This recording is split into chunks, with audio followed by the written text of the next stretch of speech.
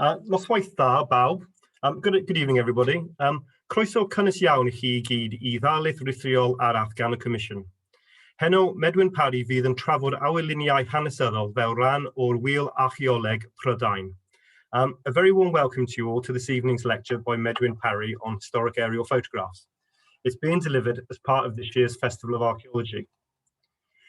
During the lecture, you're welcome to ask any questions, and Medwyn will be happy to answer them at the end. Could you please write your questions in the question and answer function, and we'd be grateful if you didn't use the chat for questions. Thank you very much. This evening's talk will be recorded and shared on other platforms. For those who aren't watching this live, you're welcome to send us any questions or share your comments, and Medwyn will reply to them as soon as possible. Bydd y sgwrs hon drwy rhwng y Saesneg heno, cofiwch fod croeso I chi gysylltu â ni yn y Gymraeg os ydych chi'n am ofyn cwestiwn neu adael sylw. Hoffwn nawr gyflwyno ein siaradwr heno, sef Medwyn Parry. Dechreuodd Medwyn yn y Comisiwn 1984 fel swyddog graffeg. Yn ganol y 90au, dechreuodd weithio gyda'n casgliadau awyrluniau helaeth, ac mae wedi bod yn datgloi'r delweddau a'r cyfrinachau gwych sydd yn y casgliadau ers hynny. Dwi'n siŵr bod pawb yn edrych ymlaen at glywed mwy am hyn heno. Medwyn began working at the Commission in 1984 as a graphics officer. In the mid-90s, he started working with our extensive aerial photography collections and has been unlocking the fabulous images and secrets contained in the collections ever since, of which we'll hear more about tonight. Felly, a hynny o eiriau drosodd I Medwyn.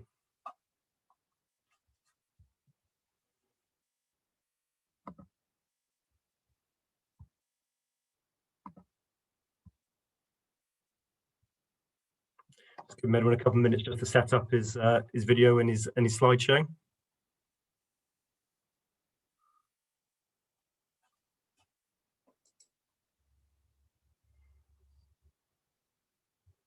There we are. Can you see the? We can see you, Medwyn, but not the slideshow yet. Oh, okay. Here it goes. Right. Perfect. Okay. Right. Thank you for attending this virtual seminar on the historic air photographs that are held by the Royal Commission here in Aberystwyth. Usually when I give these talks to local societies and groups and things, I tend to try and make it as local as I can. But as we've quite a varied audience tonight, I'm going to be concentrating most of the images in the Aberystwyth area to keep it nice and neutral. So view from above, we've got a collection of 100 years of aerial photographs of Wales. When I first started looking at these aerial photographs, to the general public, it was really sort of dark art as to interpreting these things. But now with the advent of Google Earth and other similar platforms, the general public are much more aware of the existence of the aerial photography, and the interpretation of them has become somewhat easier. This is a Google Earth recent aerial photograph of Aberystwyth. But the collections that we have, because they span such a varied timeline, you can do a comparison. And here's a photograph, similar view, taken on the 2nd of May, 1946, vertical aerial photograph by the RAF. So you can see instantly by comparing the two that you can interpret the landscape. And to a certain extent, it's much easier to interpret landscape looking at an aerial photograph, because although a map has all the detail there, because of the clutter that's inherent on it to tell you what the name of the place and various street names and all sorts of points of interest, you tend not to see the overall picture, whereas an aerial photograph is a snapshot in time, and a map may be surveyed over a period of several months, and then it has to all be collated, then drawn up and published. So there's always that time lag, and you're effectively seeing bits and pieces of what was there when it was being surveyed, whereas this is a snapshot, a precise moment in time. We can even tell, looking at our records, what the aircraft was, how high it was flying, what the camera was, and the name of the pilot in several instances. And having that a level of detail classifies a lot of these aerial photographs as legal documents, and that's kind of the bread and butter of a lot of the investigative work that we do. So let's go back to the very beginning. The first successful capture of an aerial photograph was in the 1850s by an amazing gentleman called Gaspard Félix Tougeon, and he went by the nickname of Nadar. He successfully photographed Paris from a balloon, which is no mean feat in itself, because cameras had to be specifically made for the photographer. Lenses had to be ground, and the photographer often had to prepare the glass plates themselves. And Nadar had difficulty with the temperature differences being high up, and with the gases from the balloon were affecting it. So it was very experimental, but this was the first successful capture that he had of the Arc de Triomphe area. He was such a pioneer. He's a hero. Not only was he the first person to take a photograph from aloft, he was also the first person to successfully take a photograph underground. He used very low-powered batteries in the Paris catacombs and successfully recorded those. The Paris at the time was called Enlightened City because of these pioneering scientific advances that were being made at the time. But that wasn't enough for Nadar. During the Prussian siege of Paris, he managed to get information out of the city using his balloons. So it became effectively the world's first airmail service. And to get messages back into Paris, you couldn't use the balloons because of the random action of the prevailing winds. So he would photograph messages and reduce them, and they'd be attached to the legs of pigeons, and carrier pigeons would take the messages into Paris. So successful use of microfilm. His studio in Paris, which is where several of the people who were well known at the time in Paris, I suppose he was the sort of hello photographer of his time in Paris. He would photograph people like Sarah Bernard, Claude Debussy, Delacroix, Alexander Dumas, Franz Liszt, Jules Verne, who was a personal friend of his, Emile Zola. He really knew a lot of people. He was very influential. So he had a big sign outside his Paris studio with Nadar written on it, lit by gas lights, the world's first illuminated advert sign. And he got friendly with a lot of struggling artists who were finding it very difficult to exhibit their work. So he let them use his studio to have an exhibition, and that was the world's first exhibition of Impressionist paintings. So quite a character. His biography is amazing. There's several biographies written of him, and here's a studio shot of him. And you can tell it's a studio shot because his wife Ernestine is in a similar shot setup. So air photography eventually came over to the UK. This is a very early shot taken of Stonehenge. I believe it's about 1906. This is called an oblique aerial photograph. You're looking sideways at it. The early ones I showed of Aberystwyth were called a vertical shot. We're looking straight down. The other kind is the oblique shot. That technology was quickly seen by the military forces at the time as being a great advantage to see what your enemy was doing.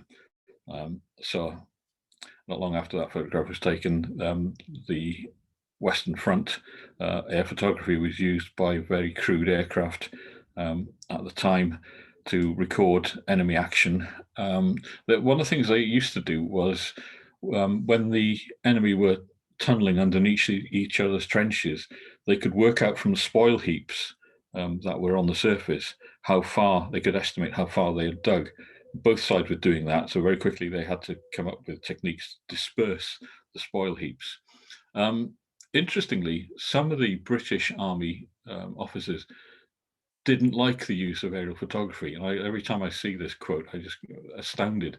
They said it would be an ungentlemanly intrusion into the private affairs, breaching the unwritten code of chivalry in warfare. Well, as soon as there was gas attacks on Ypres. That theory was thrown out the window very quickly. And then you can interpret the landscape. It's incredible to think that people were actually living in conditions like this on the Western Front. But the value of air photography was enhanced by the British by using stereo pair, taking two photographs a slight distance apart from each other, so when you looked at them through a stereoscope, it's kind of the Xbox of the era, was this, you had a 3D view of the landscape, and that carried on for generations afterwards.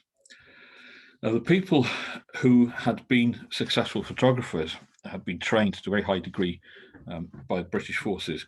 Three of them set up a company called Aerofilms. It became the world's first commercial air photography company.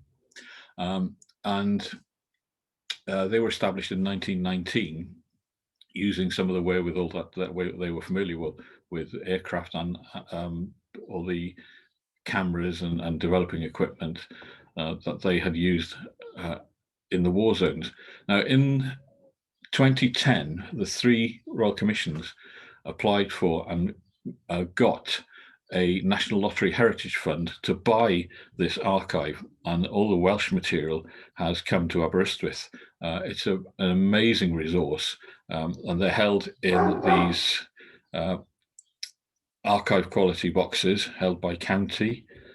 So here's the one of Cardiganshire, and then the books themselves. And we open the books and you see some of the photographs in there. Not all the photographs have been printed out. So there are lots of negatives that haven't been printed, but this is Cardigan taken in 1932. All the photographs from between 1919 and 1953 were digitized and have been included in the website Britain from Above. And you can go onto that website, you can zoom in on an area of interest, and all the flags there show that there are photographs of those areas. You zoom in this instance, we'll go to right in the middle. There are three photographs of Llangefni. Here's one of them, and it gives you a reference number. They've been scanned to a very high resolution, and if you wanted to purchase a print for yourself or a digital copy, you can do that by getting in touch with our inquiry section and just quoting that number. And they are extremely high quality photographs. They are a wonderful resource to be looking at. The Aberystwyth seafront in the 1920s, and then you've got Cardiff Docks, and we've got King's Dock and Prince of Wales Dock in Swansea. Not only were they bought by members of the public, but the Luftwaffe found them extremely useful as well. Just before the Second World War, they bought large quantities of these commercially available photographs and were using them for intelligence gathering for possible targets for bombing. During the war, all civilian flying stopped, and the people who worked for companies like Aerofilms were subsumed into RAF Medmenham, who were training the RAF pilots, tasking them with going over enemy territory to gather photographic evidence. And they were tasked in this country of going to a particular place at a particular time, at a particular height, and recording, running the cameras on the side of aircraft, which for most of the duration of the war were the fastest thing in the sky. They weren't armed, they were stripped of all armament to make them lighter and to make them faster, to avoid any enemy intrusion. And this is a map prepared by Derek Elliott and his colleagues down in the Central Register of Air Photography, who used to have a significant part of a collection of air photographs for Wales.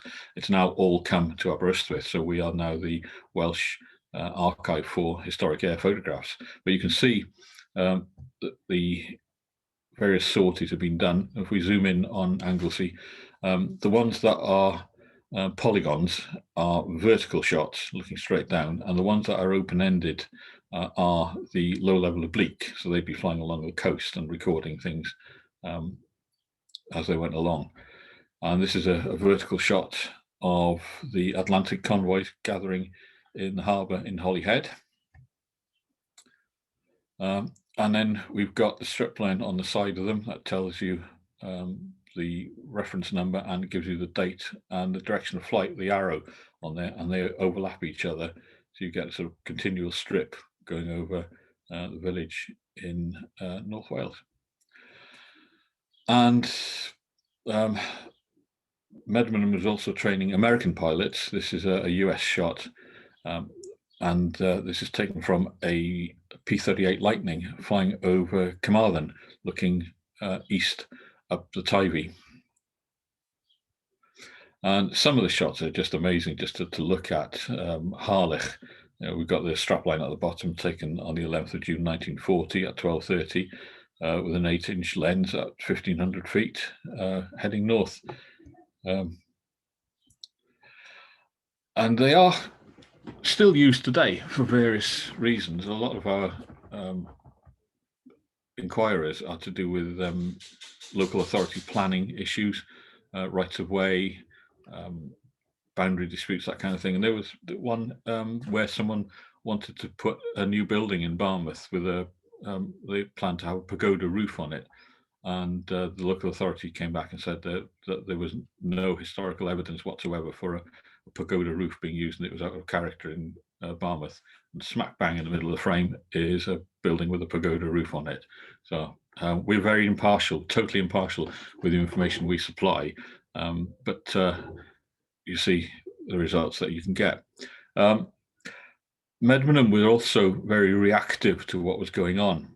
And in 1940, in August, a Luftwaffe bomber went over the oil tanks at Pembroke Dock. And you could see the plume of smoke heading up towards the top middle of the frame there. And then they also had oblique cameras on the aircraft, and they circled round the oil tanks. And here's a shot of it. Now, at the top right of the frame, you can see the craters from the bombs as it was coming along. And you can see the oil tanks that have been hit and the walls have melted. The one that's on fire in the top left, you can see just about the spray from the fire hoses. They're trying to cool down the wall of the oil tank to stop it from collapsing. It's burned for several days. And it's quite a significant event that's still recorded and commemorated today at Pembroke Dock. One of my favourite stories, actually, of the use of the Medwyn collection is there was a friend of mine, and he was a schoolboy in Borth during the war, and he distinctly remembers an aeroplane landing on the beach at Ynys, which is a distance north of Aberystwyth, and nobody believed him. And he knew all about it. He said it was a Hawker Henley, an experimental Rolls-Royce Vulture engine was fitted on it. And a very unreliable engine. It coughed and spluttered, and the chap landed at the first place he could find, which was the beach at Ynys. And it just so happened we found this photograph, and just off centre there, we've got the Hawker Henley being attended to by a crew, an RF maintenance crew, trying to repair it. And they did repair it, and it took off, went back to its home base again. So a really nice human story that you can get attached to some of these searches that come in. After the war, the RAF had the equipment, the aircraft, the cameras, the expertise, and the people to carry on recording. And Operation Review was set up in 1946, 1947, and that forms the backbone of our RAF vertical collection. It was a kind of doomsday project for the Planning Act that was coming in at the end of the 1940s. So these are held, this is the part of our RAF collection, it's the early part of it. Now, the numbers 106, 107 refer to the old Ordnance Survey 1-inch key maps. So 106 is Anglesey, 107 is Snowdonia, 108 is the Llyn Peninsula. And we've got the sorting numbers on the outside. 106G is 106 Group, UK 655. That's the reference number for that particular flight. And underneath those two boxes, you've got CPE, Central Photographic Establishment, UK 1939, 540 Squadron, 3Gs, 3 Group at Tuddenham. So they all have a meaning to them. There's one there that's got F21 and F22, 58, 21, 96. That is not an F stop on the lens of the camera. The F number means it's a fanned array, which signals that there was more than one camera on the aircraft at the time. So you've got fanned, 2, 1. First digit 2 is how many cameras are on the aircraft, and 1 is camera position number 1. And you've got F2, 2 cameras, camera position number 2. That's very important when we do searches for people that we give them the right one, because some people might pick up the neg number for F21. It doesn't show the area that they're after because that's on the other side of the aircraft. We've got some that are F40 numbers. We've got a couple of sorties, I think, that are F60 numbers. There's 6 cameras on the aircraft. These prints are 6x6. So the film is 6x6, and these are contact prints from the film. Extremely high quality imagery on them. And this is the theory. The aircraft would be flying in a straight line, and the frames would overlap each other by a certain percentage, all worked out scientifically because they knew what height they'd be flying at. So they needed to work out the cover. They'd be flying in one direction. They would then turn around 180 degrees and fly in the opposite direction with a slight overlap with the previous one. So it's a very skilled process to go through this. And then you come back and you've got that mosaic of the landscape that you can lay out as photographic negatives and prints. This is an actual sortie plot. They don't always go according to plan in dead straight lines. There's wind drift and all sorts of things come into factor. And sometimes the overlap is just too much between east-west or north-south. And here's another one where they've done a block flight over Anglesey. And this is what the prints actually look like when you open up the box. You can see this is Olygfa on the banks of the river. You can see the 2 bridges, and then you've got on the top left of the frame, you've got the stamped neg number, and then the strap line, which continues through that whole flight to tell you what photos you're looking at. And here's one, the one that's in the background of all the slides that we're looking at. No, it's not, sorry, it's a different one. This is a different flight, 541515, 1950, 16,000 feet. And this is neg number 4090. If we go into the next one, 4091, you see the overlap. So you can now see the landscape effectively in a strip underneath you. And then we've got one of Llangefni taken, what is one of the really early RAF ones, 13th of August, 1945. And we've got the docks in Cardiff. That's changed significantly now, that area. We get a lot of boundary disputes work, and when you zoom in on these with the street level thing, you can actually see washing on lines of some of the people. We'll come back to that a bit later. Sometimes people want low level winter sun because it picks out the features on the ground. This is particularly important for archaeologists that are trying to find buried features. This is Kinwell Camp, the buildings on the bottom left of your screen. And then in the center, we've got the World War I practice trenches, where they were training troops for what life would be like in the trenches when they went over to the Western Front. And on you just about see it, there's a white blob on the top leftish, that's Bodelwyddan Church, where Canadians are buried who were shot in 1919 when they rioted, when there was an uprising of the country, but the worst of those was in Bodelwyddan. As I mentioned, these are all a snapshot of a moment in time, and here's a ship that's run aground. A scare point is at the bottom of the frame there, so they're quite useful for our maritime archaeologists. And still there to this day is the Sam Tampa near Porthcawl. You can see that there's a circular pool where the stern was going round and round. It's sort of scored a a pool for itself. It's on a rising tide because you can see water is going into the pool, and at the back there's a crane trying to recover bits of the wreck. Not a Napoleonic photograph. This is the Menai Straits in Anglesey, the HMS Conway, a trading vessel. Excuse me, that was anchored, moored off the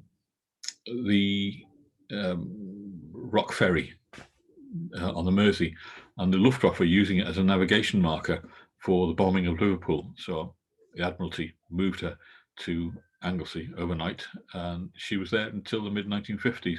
She ran aground on her way back to Liverpool for maintenance. She ran aground close to the Menai Suspension Bridge. And the RAF flew coastal surveys of the UK in the 1950s. These are amazing shots as well. This is the old college in Aberystwyth, flying quite low. You can see the National Library of Wales in the background, and very little development. That all around that, was hugely developed part of the town. And looking from the heads of the valleys, looking down, looking south towards Cardiff area. This one's quite interesting because on the strapline on the side, you can see SFFO. That means starboard forward facing observation. There will also be a sortie of PFFO, port forward facing observation. So you get 3D flying forwards. You can almost use them as a crude what the Butler saw machine by flicking through them, and you get a fly through. Something we're experimenting with now is taking these, digitizing them, and actually making a fly through. But we've had a few successful experiments at that. We'll see how far we go. It's something that we can't do under COVID restrictions at the moment because we're all working from home, but it's something that's quite an exciting project that we're getting involved in.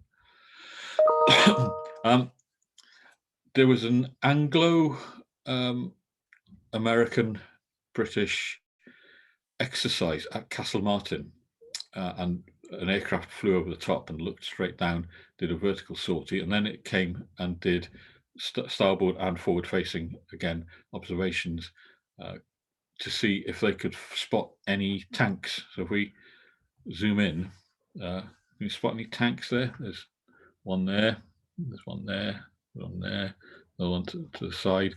So they're pretty good photographs.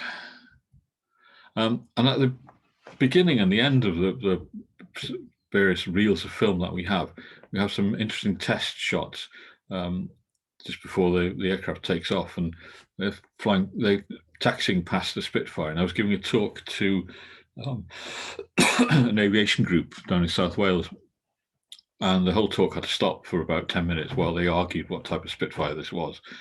It wasn't a standard one. They worked out that it had an American engine in it because the exhaust ports are different. They did tell me, but that's long gone out of the memory for now. And in the film cans, we come across some interesting bits of paper that we've taken out because a lot of the films are unstable, and we are looking at freezing them to stabilize the deterioration on the early films that we have. And some of them are absolutely gold. When you look at them, it tells you what type of camera it was, where it was mounted, the type of lens it had, the aperture setting, who the pilot was, what the aircraft was, its registration number.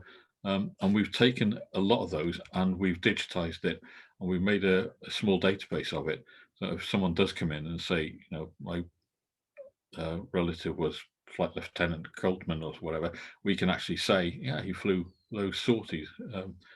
Quite nice database to be put in those. Been used a couple of times by people who were asking questions about the actual crew. Something that we found that the Spitfire pilots, they weren't logged who the pilots were on them.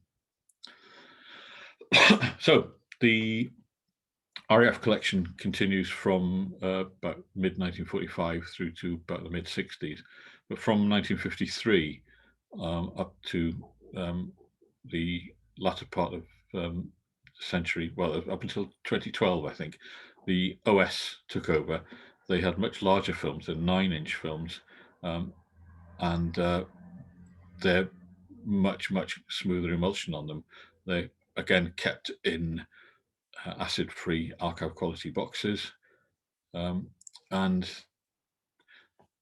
they don't have as much detail on the strapline on the top, but the bottom part still contains the information you need.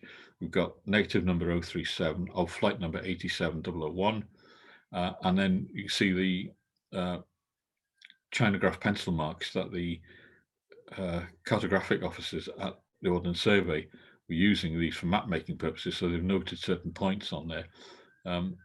It's quite an interesting historical document in itself. They're not on the negative, so if you wanted a digital copy, we'd scan the negative so you don't get all that clutter on it. Llangefni again. This is taken in 1966. Again, a snapshot of a moment in time. There's a Neyland in Pembrokeshire, and they're building the Cleddau Bridge that collapsed in the 1970s. The southern part of it collapsed. And you can see the Dyfed Queen and the Dyfed King ferries that was taking traffic backwards and forwards. Again, another highly developed part of the country, the marina and the inlet there now. And this is what the camera operator in the aircraft from OS sees. The OS used to fly out of Blackpool because it was in the middle of the country, but now they fly out of Derby, I believe. They've got two aircraft themselves, and you see them up. You can recognise them if you know what you're looking for. This is above Crosscrow, the refinery in Pembrokeshire. And you see the graticule lines of where the frames are going to be. They're heading west towards the headland there at Angle, and then beyond that, you've got the other side of the haven at Dale Point. Just to prove that it's not all boring black and white stuff. This is an OS one of St David's. Now, when people ask us what coverage we have to get out the original flight sortie documents. We've converted these to PDF, but we hope to add them as a layer onto our GIS, and eventually members of the public will be able to investigate themselves what air photographic cover there is, and then ask for looking at the copies of the air photographs. So I've taken this as you're interested in looking at Aberystwyth in 1993. So you can see the flight line with the numbers of the various points on it. The film is 93-112, 5,500 feet, 12-inch lens, 3rd of the 5th, 1993. So there's that shot that you want of covers Aberystwyth. And on the bottom, you see there are 4 windows. And the first window shows you, confirms 3rd of the 5th, 1993, 93-112, that's the film. So we confirm it's that film. And then the next one is the clock. So we know that photograph was taken at 23 minutes to 10, presumably in the morning. There's an azimuth indicator to tell you that the aircraft is flying level. So if the bubble is like a spirit level effectively, but it works in 3 dimensions. So if it's too much out of the center, you can't measure the ground on it.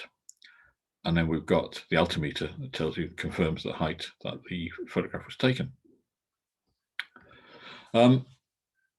As I mentioned before, a lot of our stuff is legal stuff, boundary disputes and rights of way disputes. This is one that our scanning officer did. We always scan things to send them out to the public at exhibition quality, because if it has to be used again, we don't want to scan it twice. So we do this at extremely high resolution. And this is the whole frame. This is one where the inquirer did come back and ask what those windows were. So I looked at it and was able to inform them of what they all were. But I was intrigued by the photograph. There's some kind of building work going on in the center of the frame. Certainly that's not what was in dispute. So we zoom in a bit closer, and a bit of an investigation. There's a golf club, a new clubhouse being built. You can see there are builders' vans and things there. We zoom in to the middle. There's a tram line. There's a bit of a scratch that has been picked up on the negative. And I saw something and zoomed in again, and it's a bloke practicing his golf swing. Now that is about 1/10 of a millimetre across on the original negative, and it just shows you the quality of the imagery and what you can pick up from it. As well as the films, we've got the flight log record of it, tells you the aircraft, again the pilot, and everything you need to know to categorically say, yes, that photograph was taken on at that time. Again, underlining that these are classified as legal documents. A lot of people rely on things like Google Earth for their evidence if it goes to court, but you cannot get that level of detail to the background of it from what you see on the internet. And a lot of the photographs are a mosaic. They're stitched together. So there are bound to be errors. The OS were doing the same thing with their mapping in the early days, pushing errors into rivers and lakes and into the sea and things. With a photograph, it's much harder to do that. At Britannia Bridge, you can see there's a big lump there where they're trying to stitch it together. Shadows are also a giveaway, and you see the power lines sort of dogleg slightly. And we had an inquirer bringing this in and say, you know, he had a dispute about this. If you look at it, the shadows on the bottom part are going in a completely different way to the ones. If you look at the road coming off the roundabout, the shadows are converging onto each other. So you can't say when that photograph was taken. So with the negatives that we hold and the captured digital imagery that we take originally ourselves, no matter who you give that to, they will always replicate the same results. With the Google Earth stuff, that's not the case. So if you're going to use Google Earth, be extremely careful about what you can see on there. We've got our own low-level oblique aerial photographer. We've had one in post since 1986. And even since 86, things are changing a lot. This is the Anglesey Aluminium Works in Holyhead has now become a recycling centre and going to be a biomass power station, I think, as well. Llangefni again, the industrial estate has grown significantly since that photograph was taken. Now, is that archaeology? You can argue one way or the other. It's not going to be there forever. The gasometer at the bottom is actually a listed building. But using the resources that we have at the Commission, you can carry out a land investigation. And here's that site as it was during the war. The gasometers are there, disguised, camouflaged, but these are quite handy for looking at land contamination because you can see the heavy industry that's taking part there. And our aerial photographer has a very good eye for a nice photograph of a flat home island. And we do send him out in the winter as well, capture a nice photograph. You see a lot of this kind of stuff put up on our website. And the autumn colours at Cathays Park in Cardiff. And a light covering of snow will highlight some archaeological features. You can see there's an early archaeological find there, but they also, in the summer, when you get a drought, you get crop marks where the land has been disturbed and the land dries out, the crops dry out at a different rate. This is a World War I practice trench set up at Dolwydd Elen. They're Australian ones because they're different, sort of designed to the British ones. During the dry summer we had a couple of years ago, Toby was extremely busy flying and finding some significant new finds. And some pieces of artwork or public sculpture are better seen from the air. This is Sultan at Penallta Park, the homage to the last pit pony that came up. Again, you can have a before and after effect looking at our air photography. And I mentioned earlier the 1950s low-level oblique RAF stuff. So you can look at a site there and you think, oh, that's a current photograph of Aberystwyth.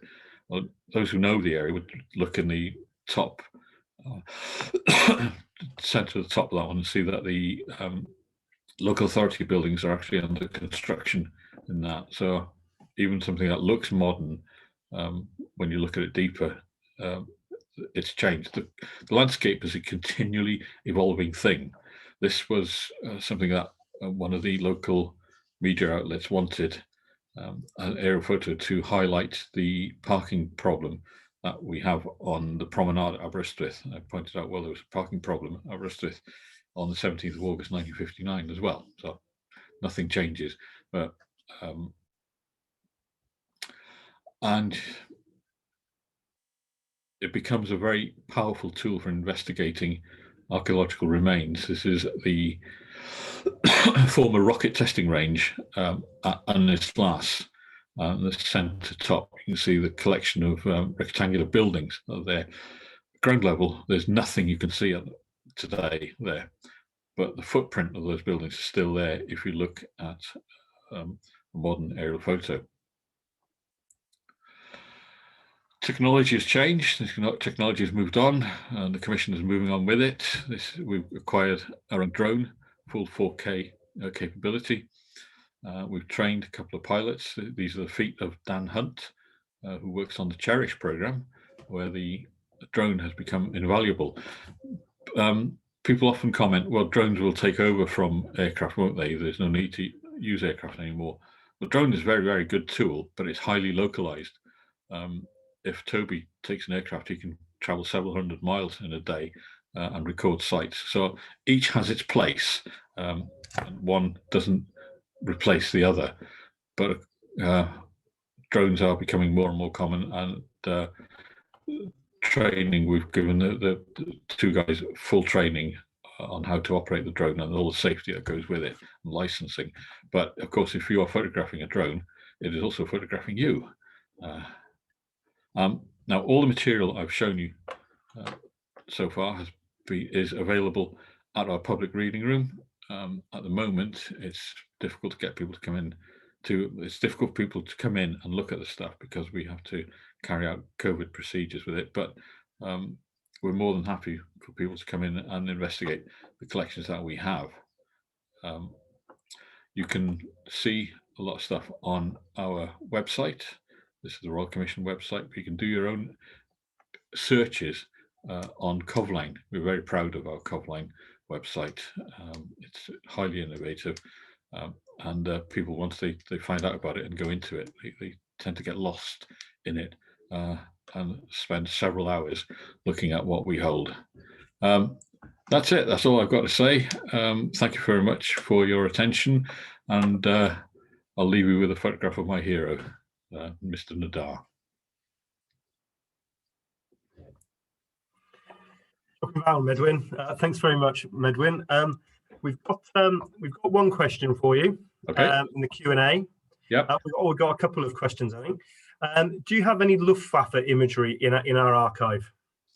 We have a limited number of Luftwaffe. The Luftwaffe imagery was captured towards the end of the war, and the bulk of it was taken over to USA, and it's housed in NARA in Washington.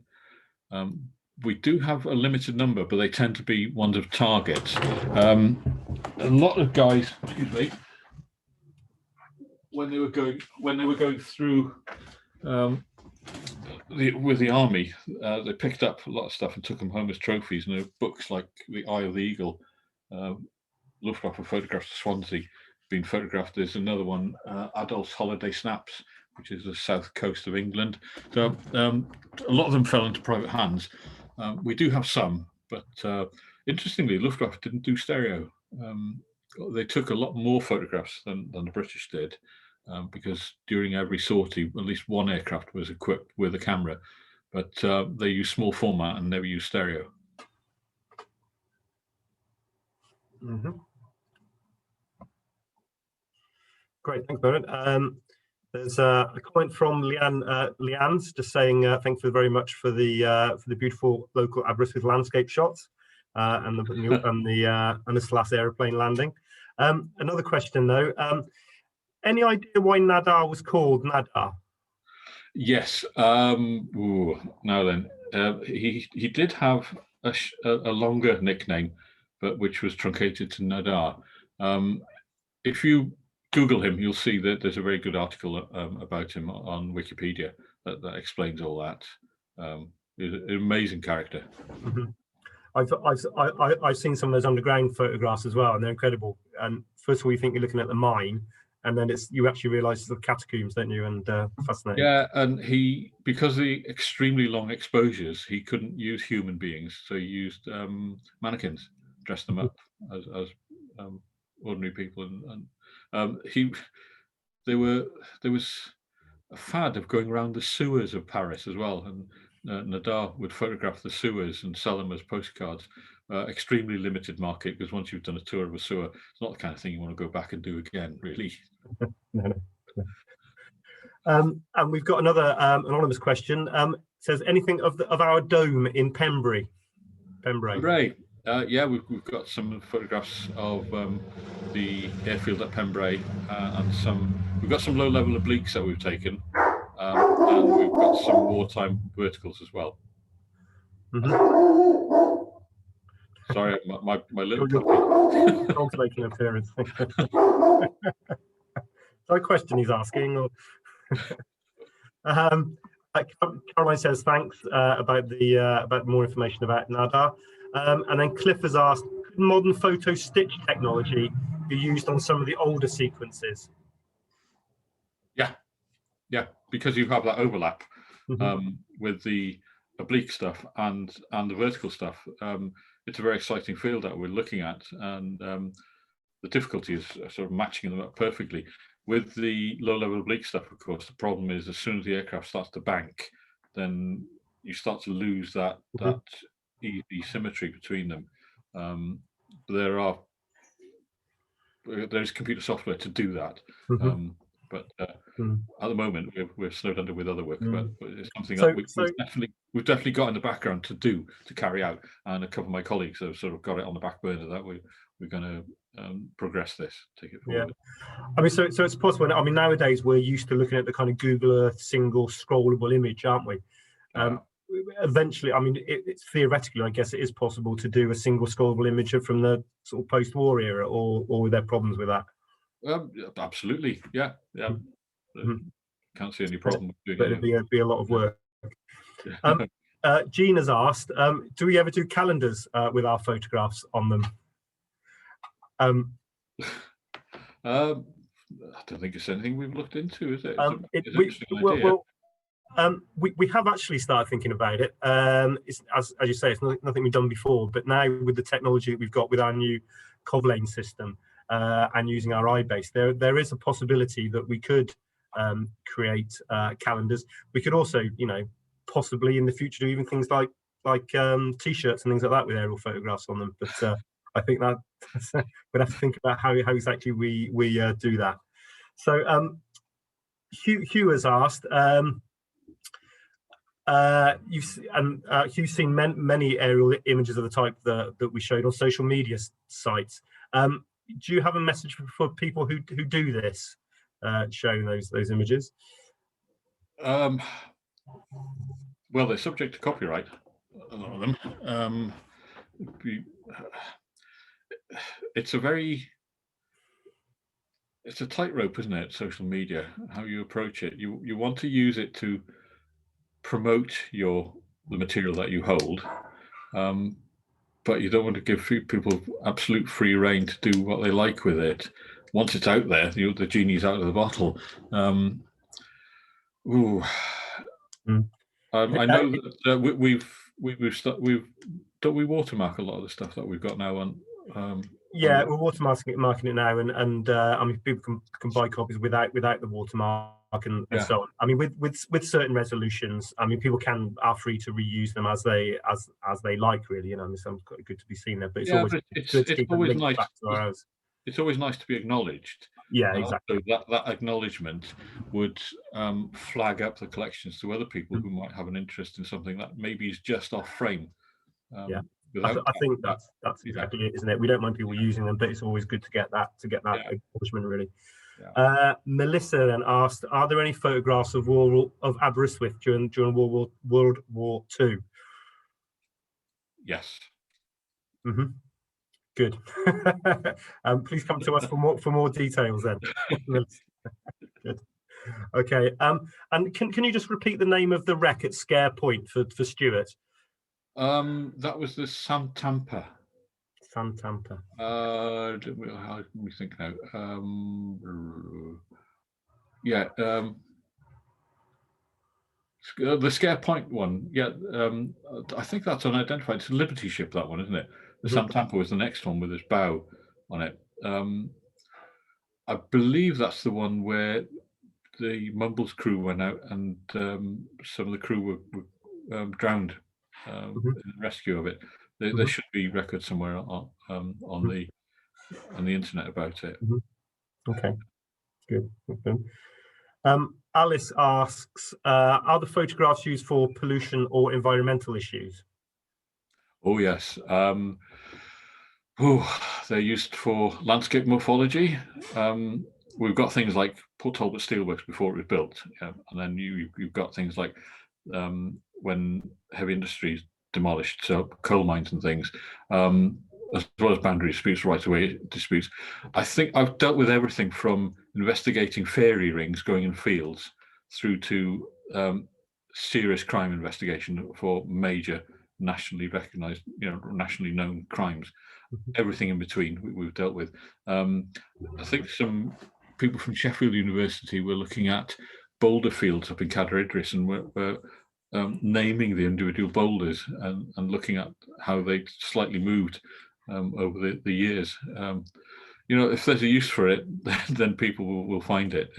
It's amazing how much variety there is in the investigation through the use of this resource. It's by far the biggest collection that we hold as the Royal Commission anyway. Yeah, good. And there's another question from Alice actually. How often are the aerial photographs taken? Well, the OS tried to cover everywhere in the country about once every 18 months to 2 years. That wasn't always practical because weather came into consideration. Scotland was always a difficult place to photograph because the cloud cover. So if Scotland had a clear day, the OS would fly up there to photograph it, and then the other things fell by the wayside.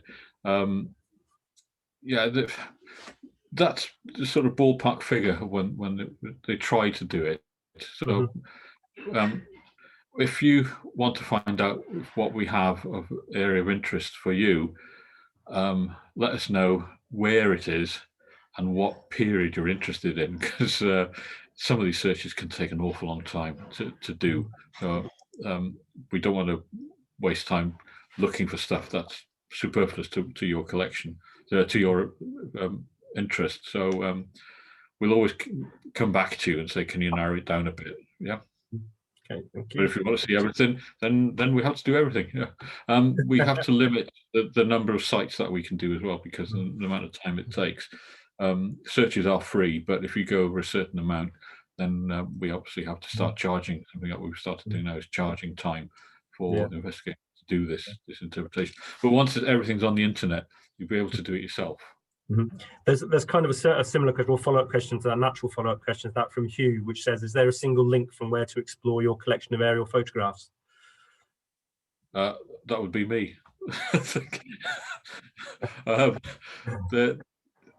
No, it's something that we're developing. We're way behind the game with this. And Scotland have done tremendous work with digitizing their collections.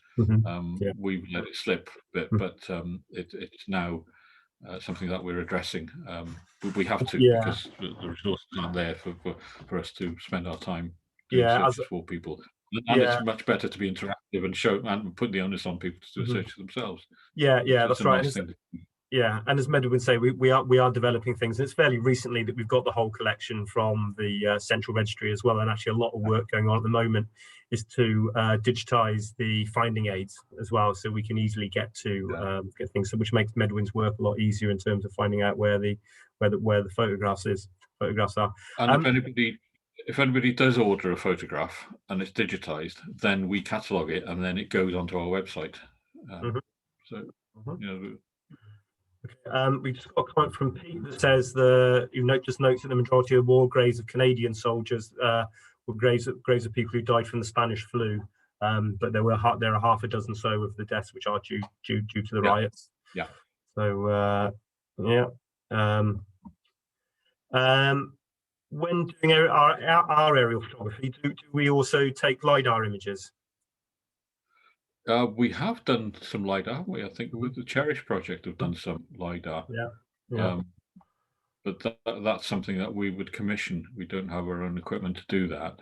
No. We've got certain projects that we're heavily involved in that we will do LiDAR, and we've done sonar stuff as well. I guess it's similar in a way to aerial photography. It's all remote sensing. Yeah, we've got some LiDAR stuff. We've got some early experimental radar imagery, which is weird. It's pulsating out of an aircraft, and no matter which way you hold up the print, it's the right way up. It's a really weird thing to look at. It's a strange thing to get your mind around when you're looking at it. Yeah. I mean, infrared as well. We've got a lot of infrared stuff. Yeah, I mean, it's interesting now that aerial photography is just one tool within a kit of lots of other ways of remote sensing, isn't it? And I'll ask whether we use satellite images. We don't. Satellite imagery is horrendously expensive to purchase, and it's not stereo. The prints that we have are stereo. Okay, thank you. There's a couple more questions there. One comes from the chat. What else is there left to do? Are you collecting or archiving multi-spectrum land use satellite images? I'm not au fait with the budget, so anything to do that, it's something that we have to think about, because what happens to the imagery when it becomes surplus to requirements, which is what happened with the RAF imagery. They were surplus to requirements. And the boxes I showed you with the numbers on the outside, that was actually the collection that we're keeping, because it was OGS Crawford, the first archaeologist employed by the Ordnance Survey, did a pilot for the National Archaeological Survey. And when you look at the 1 over 10,000 maps that we have in the commission in the reading room, you look at the recorded archaeology on those, and it will cite either Bulletin of Board of Archaeological Studies, Archaeological Comprehensives, or an RAF aerial photograph. And on the back of the relevant aerial photograph, it's got annotations written on it, some by Crawford himself. So they're interesting documents visually, but they're interesting historical documents in their own right as well. I think we've come to the end of the questions now, but there's one left, one very, very important question left. Pat asks, what's the dog's name? Pat, he's called Gus, and he is a cross Rottweiler German Shepherd, and he is the softest thing I've on 4 legs. But you'd be very brave to walk into the house when he's barking at you. Once you're in, help yourself to whatever you want. He's got a very authoritative bark, though, hasn't he? He does. Well, thanks, Medwyn. That looks like all the questions. Diolch yn fawr I ti unwaith eto am sgwrs wych ac ateb y holl cwestiynau. If you've got any further questions after this talk, you're more than welcome to contact us after the talk, either through social media or by using the contact details on our website. If you could also spare us a couple of minutes, we'd appreciate receiving your feedback on tonight's talk. There's a link to a short survey in the chat. So croeso I chi ar unrhyw cwestiynau pellach atom. Byddem yn croesawu unrhyw adborth am y sgwrs heno. Mae dolen I arolwg byr isod yn y chat. Bydd ein darlith nesaf sgwrs gan John Dollery a iddio mapiau hanesyddol yn gael eich cynnal ar nos Iau yr ail o Fedi am 5 o'r gloch uwch I gwefan am fanylion llawn. Our next commission talk will be by John Dollery on Thursday, 2nd of September at 5 p.m. The title is Mapping the Maps and Bounding the Boundaries, a new approach for the digitisation of historic cartographic sources from the 17th and 19th century. I gloi, hoffwn ddiolch yn fawr I chi am ymuno â ni heno, I staff y Comisiwn am drefnu, ac yn olaf, diolch yn fawr iawn I chi Medwyn am sgwrs ddiddorol iawn. Thank you for joining us tonight. Thank you everybody for joining us tonight, and thanks also to the Commission staff who've been involved with the arrangements, and of course to Medwyn for a fascinating talk. Thanks very much. Nos da.